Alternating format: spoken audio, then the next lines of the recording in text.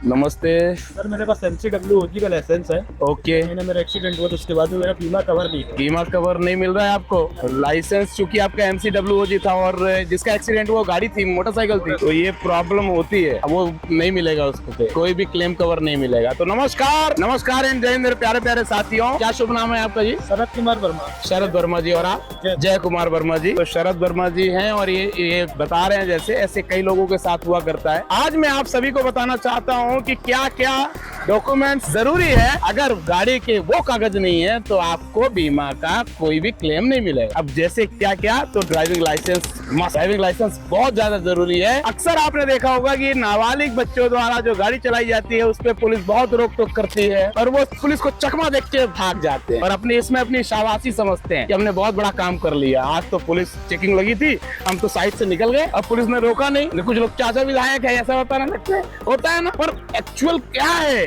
किस मुसीबत में आप फंस सकते हो अगर कोई दुर्घटना घटती है और गाड़ी का अगर लाइसेंस नहीं है आपके पास तो गाड़ी का बीमा कवर नहीं मिलेगा। और बीमा तो अगर मोटरसाइकिल की हम सीधी बात करें तो चूंकि उसका लाइसेंस की कैटेगरी कौन सी है वो उस पर उल्लेखित होना चाहिए। अगर MCWG है मतलब मोटरसाइकिल विद गियर, MCWOG है आपका, तो आपका MCWOG वाला जो लाइसेंस है वो नहीं मान्य होगा। किसके लिए? क्योंकि वो स्कूटी के लिए था, वो भी इलेक्ट्रिक स्कूटी वर्तमान में है। आपको सभी को बताना चाहता हूँ, इस अंधेरे में मत रहिए आप। मैं बार बार बता चुका हूँ, कुछ नियम मैं बार बार बताता हूँ, फिर भी आप लोगों के कमेंट्स आते रहते हैं। जैसे मैंने बताया कि जो MCWOG लाइसेंस है वो अब वैलिड नहीं है। वो इलेक्ट्रिक की स्कूटी जो स्पीड लिमिट वाली होती है ना, केवल उसमें काम देता है बस, क्योंकि 50cc इंजन तक के लिए था, लेकिन लोग नहीं मानते हैं। पहली बात। दूसरी बात, मैं ब्लैक फिल्म के लिए ही बता चुका हूँ कि कोई भी फिल्म या रैपर अलाउ नहीं है। माननीय सर्वोच्च न्यायालय ने आदेश कर दिया कि कोई भी टिंटेड ग्लासेस अलाउ है, और टिंटेड ग्लासेस अलाउ है तो कब तक कैसे अलाउ है, कितने % अलाउ है, ये भी मायने रखता है। और दोस्त आइए, क्या नाम है आपका?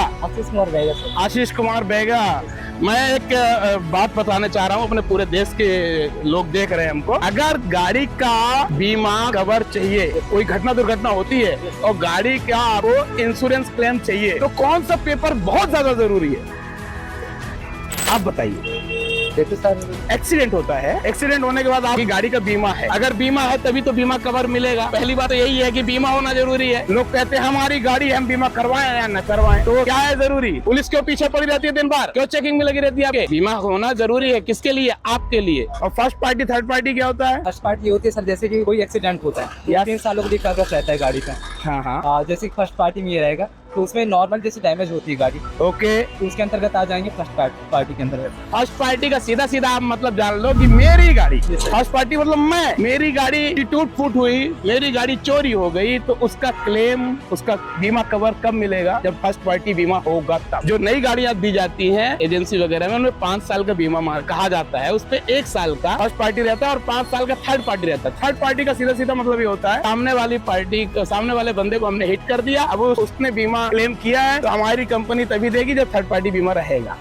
ओके, समझ में आया? बहरहाल ये तो मैं कई बार हर वीडियो में बता चुका हूँ, लेकिन आप लोग ये समझ जाइए कि अगर 2 व्हीलर चला रहे हैं आप, दोस्तों पूरा वीडियो देखिएगा, बहुत महत्वपूर्ण वीडियो ये। आपके पास ड्राइविंग लाइसेंस होना बहुत जरूरी है। अगर ड्राइविंग लाइसेंस नहीं है और गाड़ी का बीमा होना जरूरी है, 2 चीजें। PUCC अगर नहीं भी है तो भी बीमा कवर मिलेगा। आई रिपीट इट, PUCC नहीं है अगर तो भी आपका बीमा कवर मिल जाएगा। कुछ स्टेट्स हैं जहाँ पर कुछ नियम बदलाव हो सकता है, लेकिन अभी तक जो जानकारी मुझे है उसके आधार पर मैं बता रहा हूँ कि PUCC उसके लिए दिक्कत नहीं है। मतलब सबसे ज्यादा जरूरी कागज क्या है गाड़ी चलाने के लिए? ड्राइविंग लाइसेंस होना जरूरी है और उसी की कैटेगरी का होना चाहिए। ओके, जैसे इनके पास अभी था, बताया इन्होंने MCWOG था, बट MCWG मोटरसाइकिल इनकी टूट फूट हो गई, बीमा कवर नहीं मिल रहा है। उसकी वजह क्या है? क्योंकि MCWOG का कैटेगरी का लाइसेंस है इनके पास। तो जिस कैटेगरी का आपको लाइसेंस है वो होना चाहिए। दूसरी चीज, बीमा होना चाहिए, गाड़ी का बीमा तो होना चाहिए। तीसरी, अगर हम कमर्शियल गाड़ी चला रहे हैं, ये 2 व्हीलर के लिए हो गया, 4 व्हीलर के लिए भी लगभग यही है पेपर। यदि आप कमर्शियल व्हीकल चला रहे हो तो उसमें फिटनेस और परमिट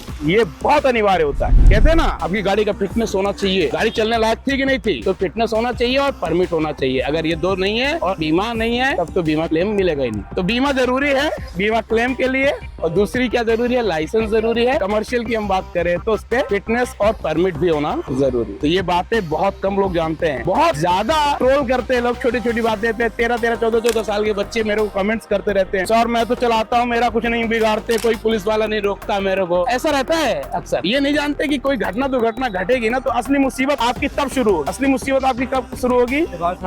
जब आपके साथ कोई घटना घट जाएगी, और तब आप बेचैन हो जाओगे, और तब वही होगा जो मंजूर कानून होगा। बिल्कुल ठीक है ना। तो हमारे देश जो है वो संविधान से बधा हुआ है, हमारा देश कानून से बधा हुआ है, उसी का सम्मान करें और उसका पालन करें। ठीक है, जय हिंद।